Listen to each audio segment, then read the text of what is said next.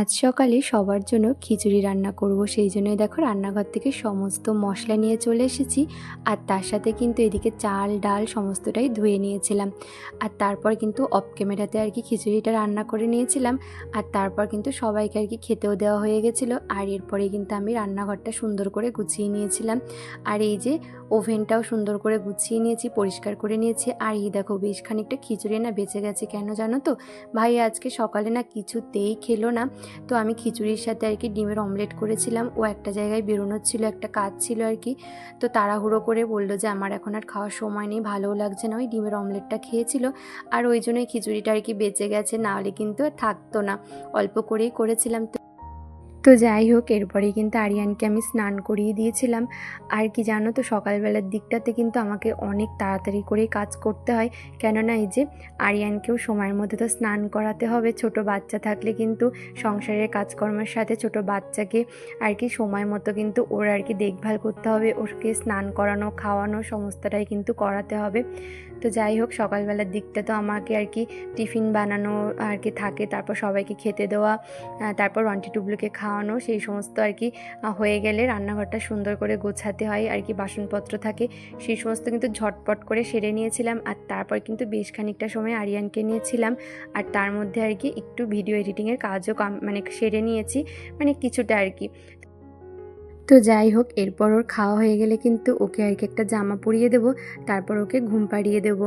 এখন ওর জামাটা পরাইনি, কারণ সবে তো গায়ে লোশন মাখিয়েছি স্নানের পরে, সেই জন্য ভাবলাম যে একটুখানি খালি গায়ে থাকুক। আর আজকেও না ভীষণ গরম পড়েছে, তো সেই জন্যই ভাবছি যে একটু বাদে আর কি জামাটা পরাবো। বৃষ্টি হচ্ছে বাইরে ঝিরিঝিরি, তবে গরম কিন্তু একদমই কমছে না। তো যাই হোক, ওকে ঘুম পাড়িয়ে তারপর যাব রান্নাঘরে। মা আর কি রান্না শুরু করবে, তার আগে তো সমস্ত সবজিগুলো কেটে ধুয়ে আর কি দেবো। রান্নার সমস্ত কিছু যোগাযন্ত্র করতেও কিন্তু অনেকটাই সময় লেগে যায়, সেই জন্য আর কি ঝটপট করে ঘুম পাড়িয়ে দিই চলো। আর এই যে দেখো, আরিয়ানকে ঘুম পাড়িয়েই কিন্তু সোজা রান্নাঘরে এসে আগেই কুমড়ো শাকটা কেটে নিয়েছি। মানে এতখানি কুমড়ো শাক ছিল না, কি বলবো, মানে এই সমস্ত শাক কাটতে দেখবে অনেকটা সময় কিন্তু লাগে। পাতা আর কি বেছে পরিষ্কার করা, মানে ভালো পাতাগুলো আর কি বাছা, তারপরে এই ডাঁটাগুলো কাটা, সমস্তটাই কিন্তু কাটতে বেশ খানিকটাই সময় লেগে যায়। তবে আগে আমি ওইটাই কেটে নিয়েছি, নাহলে রান্নাঘরটা এত জঞ্জাল হয়ে যাচ্ছিল, কি বলবো, এত বড় বড় পাতা ছিল। আর এগুলো মানে কিছু পাতা দেখবে পোকা থাকে, কিছু পাতা ভালো থাকে, সেই সমস্ত কিছু আর কি ভালো পাতাগুলো রেখেছি। আর যে সমস্ত খারাপ পাতাগুলো ছিল সেগুলো কিন্তু একদম বালতির মধ্যে আর কি রেখেছি, ফেলে দেব। তো তারপরেই কিন্তু আর কি বাকি সমস্ত সবজিগুলো এখন কাটবো আস্তে আস্তে। আস্তে আস্তে কাটলে অনেকটাই সময় লেগে যাবে, তবে ঝটপট করেই কাটবো আর কি। আগে তো আমার সবজি কাটতে কিন্তু প্রথম আর কি বিয়ের পর সবজি কাটতে বেশ খানিকটা সময় লেগে যেত, কেননা প্রথম যে কোনো কাজই করতে কিন্তু অনেকটাই সময় লাগে। দেখবে মা আর কি ওই রান্না করতো আর আমাকে বলে দিত, আর মা দাঁড়িয়ে থাকতো, মানে কখন আমার কাটা হবে তারপর ধুয়ে দেব। তো শিখতে তো হবে, ওই জন্য মা আর কি বলতো, কিছু কিছু সময় লেট হয়ে যেত, তখন কিন্তু মা বলতো তুই সর, আমি কেটে নিচ্ছি, দেরি হয়ে যাচ্ছে। আর তারপরেই কিন্তু আর কি বিয়ের কয়েকটা দিনের মধ্যেই কিন্তু আমি সমস্ত আর কি সবজি কাটা ঝটপট করে শিখে গেছিলাম। মাকে বলতাম, মানে মা যখন আর কি মার আমি খেতাম সকালের টিফিনটা আর কি, তখনই মাকে জিজ্ঞাসা করে নিতাম যে মা তুমি কী কী রান্না করবে বলো, কী কী কাটতে হবে, আমি ঝটপট করে কেটে দেবো। তো মা আগে বলে দিত। আর দেখবে জানা থাকলে কিন্তু কাটতে অনেকটাই সুবিধা হয়। তবে কোন সবজি কিভাবে কাটতে হবে না হবে তখন তো আর জানতাম না, ওই মাকে বলতাম তুমি আমার পাশে থাকো, আমাকে বলে বলে দাও, আমি মানে কেটে নিতে পারবো। এখন তো সমস্তটাই শিখে গেছি, এখন আর অসুবিধা হয় না মানে কোন সবজিটা কীরকম কাটতে হবে, কোন তরকারির জন্য কিভাবে আর কি কাটতে হবে, সমস্তটাই কিন্তু এখন মোটামুটি শিখে গেছি। আর যখন যেটা আর কি বুঝতে পারি না মাকে জিজ্ঞাসা করে নিই, তবে এখন অনেকটাই কিন্তু শিখে গেছি। এখন শুধু মাকে বলি তুমি কী কী রান্না করবে, ব্যাস, তারপর বাকিটুকু আমি আর কি ঝটপট করে সেরে নিই। আজকে মা ডাল রান্না করবে, তার সাথে ওই যে কুমড়ো শাকটা রান্না করবে, আর করবে সয়াবিন আলুর তরকারি। তো ওদিকে কিন্তু আমার ডাল সেদ্ধ করে দিয়েছিলাম। তো মা আর কি ডালটা ফোড়ন দিয়ে নিয়েছিল, তারপরে কিন্তু আমি এই যে সেই শাকটা আর কি কেটে নিয়েছিলাম। আর তার সাথে কিন্তু এই যে আলু বেগুন তারপর হচ্ছে কুমড়ো এই সমস্ত আর কি দেবে। তো আমার এই যে এখন কেটে নিচ্ছি। আর ওদিকে কিন্তু আগে আলু আর সয়াবিনের জন্য আমি আর কি মশলাটা কেটে দিলাম। আজকে না অনেক দিন পর আমরা পেঁয়াজ রসুন আদা দিয়ে আর কি সয়াবিনের তরকারিটা আর কি মা করছে, ভীষণ টেস্ট হয়েছিল খেতে। কেননা ম্যাক্সিমাম দিনই নিরামিষ আর কি রান্না করে তো সয়াবিন আলুর তরকারি, সেই জন্য না পেঁয়াজ রসুন আদা দিয়ে খাওয়া হয় না। তবে আজকে বৃহস্পতিবার ছিল, সেই জন্যই কিন্তু আজকে তো নিরামিষের দিন না, আজকে আর কি পেঁয়াজ রসুন খেতেই পারবো, ওই জন্য আর কি অনেক দিন খাওয়া হয় না বলেই আজকে মাকে আমরা বলেছিলাম তুমি আজকে পেঁয়াজ রসুন দিয়ে সয়াবিন আলুর তরকারি করো, আজকে মাছ মাংস ডিম কিচ্ছু খাবো না, এটাই আর কি রান্না করো, এটা দিয়ে কিন্তু খাওয়া হয়ে যাবে। তো সত্যি আমাদের মানে মাছ মাংস ডিমের মতনই কিন্তু আলু সয়াবিনের তরকারি ভীষণই খেতে ভালো লাগে, আমরা সবাই খেতে ভালোবাসি। তো যাই হোক, আলু সয়াবিনের জন্য তো মশলা আমার কাটা হয়ে গেছে।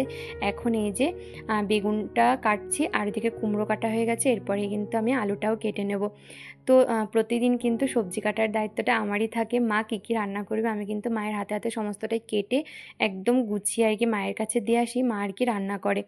তো তারপরে তো আমার আরও অনেক কাজকর্ম থাকবে, ওই জন্যই ঝটপট করে করছি। এবার এর মধ্যে আরিয়ানও ঘুম থেকে উঠে পড়বে, আর ও ঘুম থেকে ওঠার পরে কিন্তু শুধু ওর মাকেই চাই, মানে অন্য কেউ হলে কিন্তু হবে না। বাচ্চারা কিন্তু এরকমই দেখবে, ঘুম থেকে ওঠার পর মাকেই খোঁজে।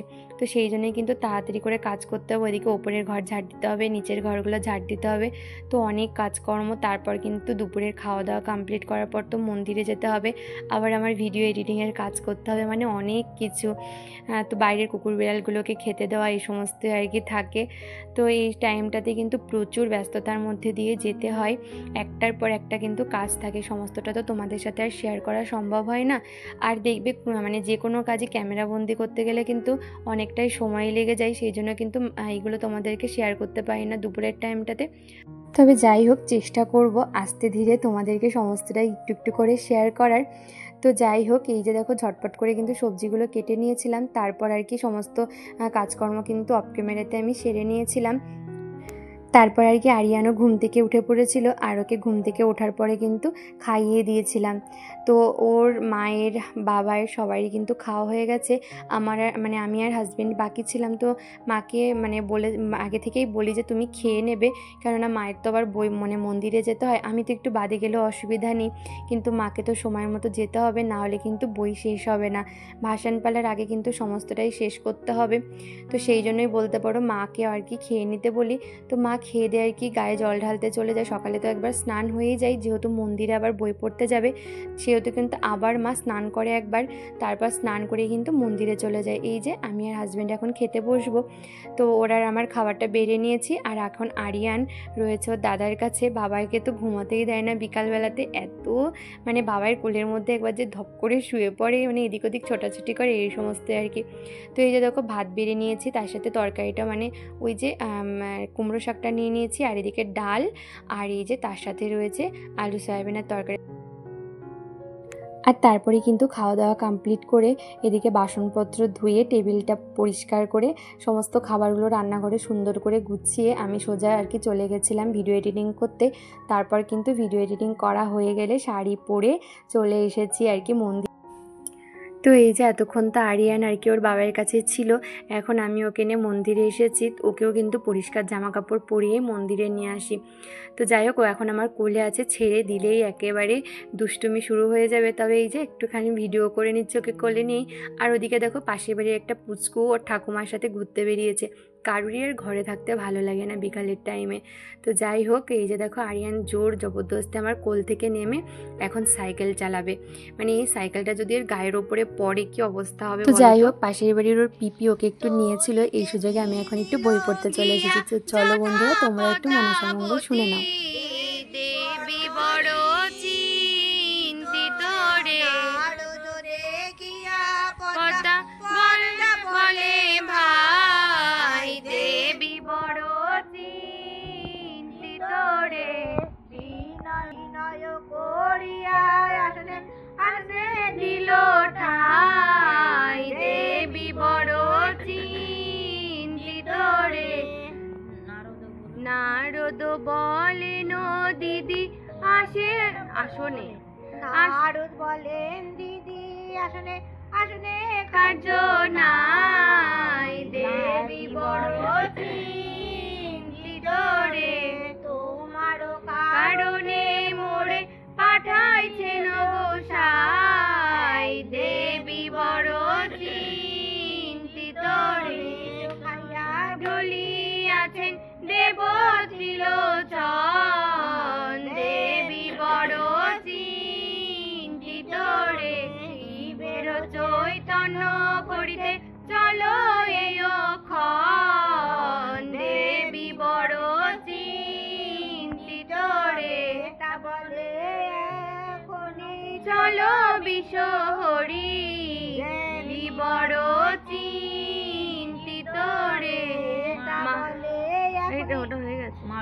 মাধব রথ তোমারে দিলেন শ্রীহরি দেবী বড় চিন্তিত রে নেতার বচনে পদ্মা স্থির করিল মতি দেবী বড় চিন্তিত রে নারদের সঙ্গে নেতা চলিল শীঘ্র গতি দেবী বড় চিন্তিত রে কার্যের গৌরবে পদ্মা চলিয়াছে ঝাটে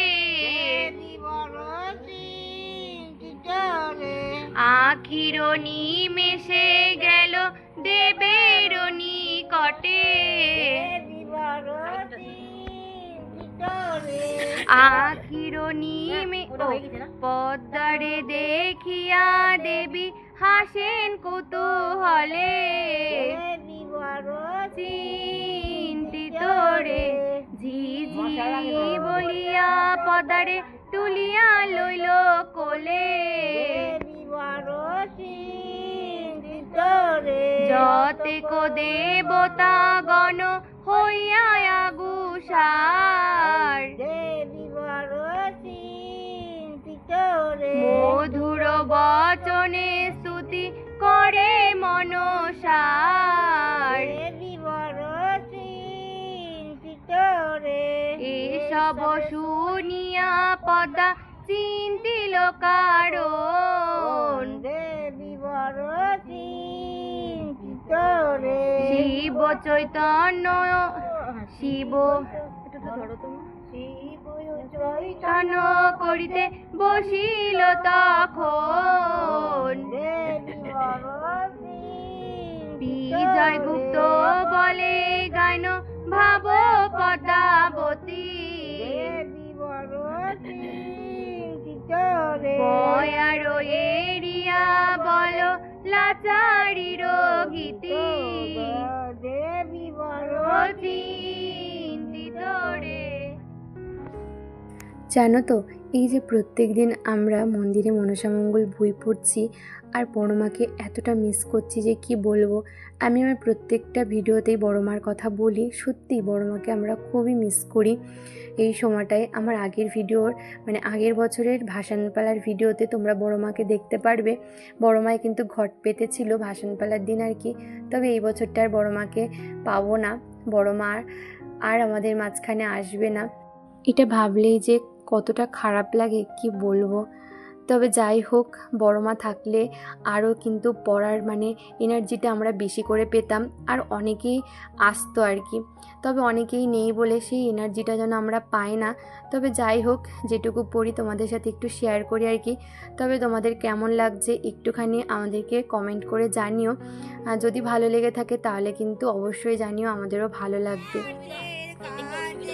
ফলে মৃত্যুঞ্জয় ধরা তলে মৃত প্রায় আছেন পড়িয়া হে আহারে বোহায় হায় শোকে প্রাণ যায় যায় শিব দেখি বিদরিয়ে হিয়া হে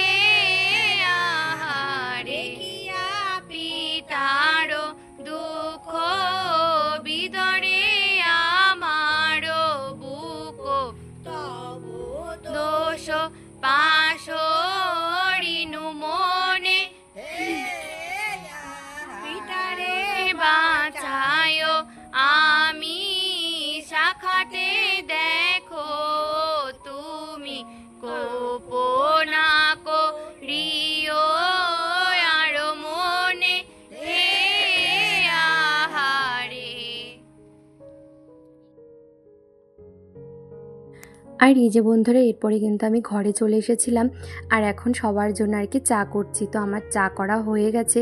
আর এই কটা দিন না সন্ধ্যাবেলার সময় আমি আর কি মন্দিরে থাকতে পারছি না, তো সবার জন্য আর কি চা করতে আসছি, কেননা সন্ধ্যার পরে কিন্তু সবাই চা খেয়ে তারপর বাড়ি চলে যাবে। আর এদিকে আজকে আমি দুপুরের দিকে আর কি ওই বিকালের দিকে আরিয়ানের জন্য গরম জল করার সময় পাইনি, ফ্লাক্সে রাখবো। তো এই যে এখন আর কি গরম জলটা করে নিয়েছিলাম। তো যাই হোক, এখন সবাইকে আর কি চা দিয়ে আসবো। তো চায়ের সাথে না আবার আমাকে দুধের জায়গাটাও দিয়ে আসতে হবে, মানে দুধের ক্যান দুটো দিয়ে আসবো। একটা ক্যানে ওই যে সকালবেলাতে দুধ দেবে, সকালবেলা তো সময় হয় না, সেই জন্য রাতেই আর কি দিয়ে রাখি। আর একটা ক্যানে আজকে রাতের জন্য আর কি দুধ দেবে। তো ওইদিকে আর কি ঘোষ চলে এসেছে, ডাকছিল। ওইদিকে বাবাই বলছিল যে বাবাই আর কি যাবে দুধ আনতে, মানে ক্যান দিতে। তবে আজকে না বৃষ্টি হয়েছে, তো কালকে রাতে আর কি বৃষ্টি হয়েছে, প্রচুর কাদা হয়ে গেছে ওদের বাড়িতে, ওই যে বাড়ি থেকে আর কি দুধটা আমরা নিই। তো সেই জন্য আর বাবাইকে যেতে দেবো না, বলা তো যায় না, প্রচণ্ড স্লিপ, যদি পা পিছলে পড়ে যায়। তো আমি বাবাইকে বলছি তুমি আর কি বসো, আমি দিয়ে আসছি দুধের জায়গাটা। তো একবারে সমস্তটা নিয়ে কিন্তু বেরিয়ে গেছিলাম। তারপর আর কি চাটা সবাইকে দিয়ে দুধের জায়গাটাও দিতে গেছিলাম। আর একবারে কিন্তু দুধটা নিয়েও চলে এসেছি, কেননা ঘোষ আর কি দুধ দোয়ানো হয়ে গেছিলো, তো ঘোষ দুধ দিয়ে দিয়েছিল। তারপরেই কিন্তু ওই রুটি করার সাথে সাথে আমি দুধটাও জাল দিয়ে নিয়েছিলাম।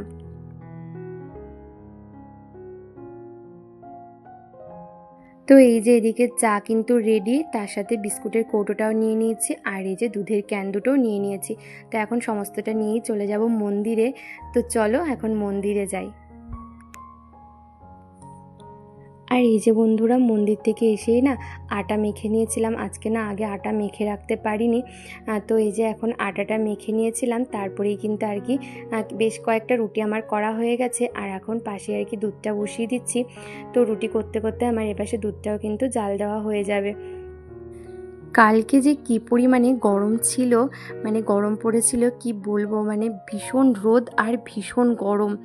তো রাত্রেবেলাতেও তো মানে এতটাই গরম লাগছিল, আরিয়ান তো কিছুতেই রাতে ঘুমোচ্ছিল না। তো ওই মোটামুটি ওর ঘুমাতে ঘুমাতে মানে 1টা বেজে গেছিলো। এদিকে স্ট্যান্ড ফ্যান চলছে, তারপর সিলিং ফ্যান। আমরা তো ঘামছি, মানে আমি যেখানে ঘামি না বেশি একটা, আমার খুব একটা গরম লাগে না, সেখানে আমি ঘামছি। তারপর তো ওকে কন্টিনিউয়াসলি ঘুম পাড়ানোর চেষ্টা করছি, ও আর কি করে ঘুমাবে, ওর তো এমনিতেই গরম।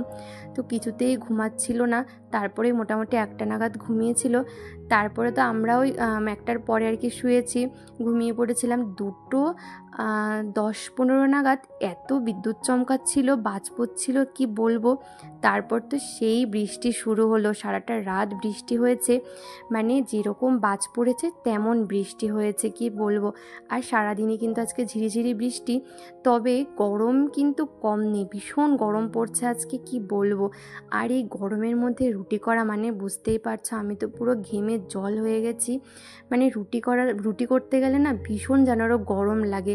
সংসারের অন্য কাজকর্ম যেমন, কিন্তু এই রুটি করতে গেলে যে আমার কী কষ্ট হয় গরমের মধ্যে, মানে বলে বোঝানো যাবে না। তবে বাড়ির সবাই বলে যে এত গরমে রুটি করতে হবে না, তবে রুটি খেতেই যেহেতু সবাই ভালোবাসে, আমি কিন্তু সবসময়তে রুটি করারই চেষ্টা করি, যতই কষ্ট হোক না কেন। পরিবারের সবার জন্য এইটুকু তো কষ্ট করতেই পারি। আর আমি কিন্তু এটা খুব ভালোবেসে যত্ন সহকারে সবার জন্য করি, কোনো রকম বিরক্তি নিয়ে কিন্তু কখনোই কোনো খাবার করি না।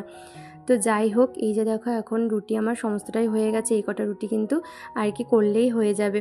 তো এদিকে সমস্ত কাজই কিন্তু আমার হয়ে গেছে, দুধ জাল দেওয়া হয়ে গেছে। আর এর মধ্যে কিন্তু আমি আরিয়ানের খাবারটা রেডি করে দিয়ে এসেছিলাম, মা ওকে খাইয়ে দিয়েছে। তো মার বাবার সাথে এখন ছুটোছুটি করছে, আর কি দৌড়াদৌড়ি করছে।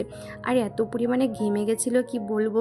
রুটি করার পরে কিন্তু ওকে আর কি আগে হাত পা মুছিয়ে, মানে হাত পা ভালো করে মুছিয়ে দিয়েছিলাম, আর তারপর কিন্তু ঘুম পাড়িয়েছিলাম।